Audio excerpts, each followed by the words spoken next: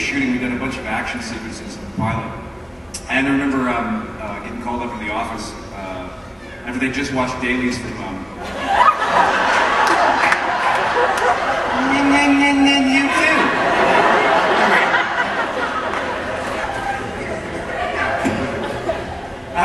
And we did this sort of action stuff, and this was sort of my first dialogue. And I just remember getting brought to the office, and they said, "This thing, you know, let's do this, it's very quirky, very character loving, it's very Spader-esque, the mannerisms and everything. Could you just try to make it a little less annoying?" And I went, "What do you mean?" No, that's it, exactly. What's it? Just do less of that.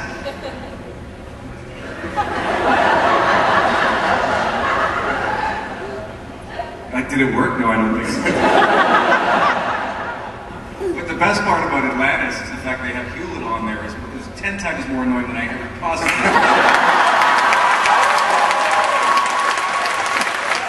Yep.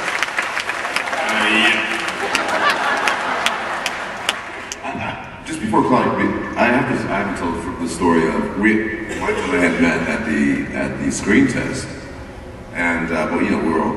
And we hit it off right away. And so, on our first script read-through, I was impossibly hungover.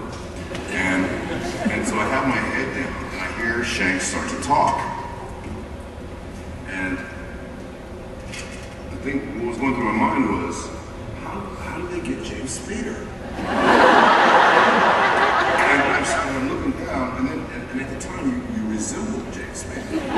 And so I looked up, and I'm like, I should have negotiated for way more. They got James Spader.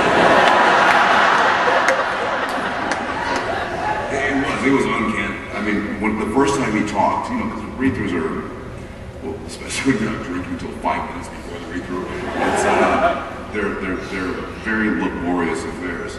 And everyone at the table literally went, we all thought you were James Spader.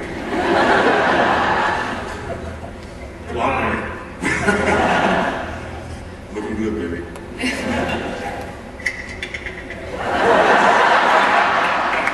No, she's not breastfeeding yet. Security. Where are you? I came in differently. I turned up to do 2 days work and left 2 years later. Yeah. I'm kind of like that at parties. That's the Australian in me. But what we did, I suppose, we just had this interesting scenario where it was like a renegade unit. It was like second unit, main unit was off doing something else, and we did this little, what they call a bottle-up, where it's a low budget, the story's contained to only a couple of sets, and it's very story and character driven, which was fantastic for us. And I think just what Andy, Michael and I were able to do with it created enough chemistry to justify trying somehow to bring Vala back to make Daniel's life a living misery. So Robert Cooper said to me, "We loved it, let's just do more of the same. You just do your thing, just be funny," which is a difficult direction to follow. But they wrote me amazing dialogue. It was really quick, very funny, very playful, lots of energy. So I just took my cues from the script, really. That's all the inspiration I needed. When I first heard about the part of Anise Frey, it sounded... Oh, my wardrobe, yeah, when I first get there, I'm having my wardrobe fitting, and that lovely sort of breastplate suit. And I believe that Chris said that it was reminded him of 7 of 9, and you started calling me 8 of 10. That was my nickname, although I've heard that my nickname is now Toker Spice.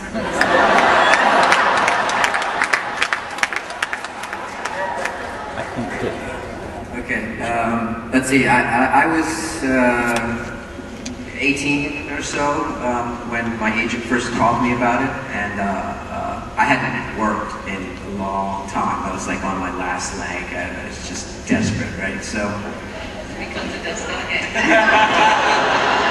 story of my life. So my agent calls me up, Bob Waters, God bless him. He calls me up, he's like, okay, so I got this audition for you, it's a low-budget sci-fi movie, and you have 3 lines, they're not in English, and that's it, I think you should pass it, you're too good for it. I'm like, are you high, Bob? I haven't worked in like 2 years, I need a job. He said, no, it's a small role, 3 lines, not in English, it's nothing, a little low-budget thing. No, there's no small roles, there are only small actors, right? I'm gonna go in there, I'm gonna do it. So I read the script, and sure enough, it's 3 lines, it's not in English. The script is pretty much a plot line throughout the whole thing. And thankfully, I have to say, I was fresh out of performing arts high school in New York. So it made a difference that when you're fresh out of acting class, like everything is right there at the front, the forefront of your mind. So it's easy to access. And the whole thing was just improv. It was improv and filling it in with improv and mine. It was just all mine. And that was it. The rest is history. And then Dean Devlin took me through the production offices. And one sketch design at a time, one production thing at a time, I realized this is not a low-budget picture. He showed me action figures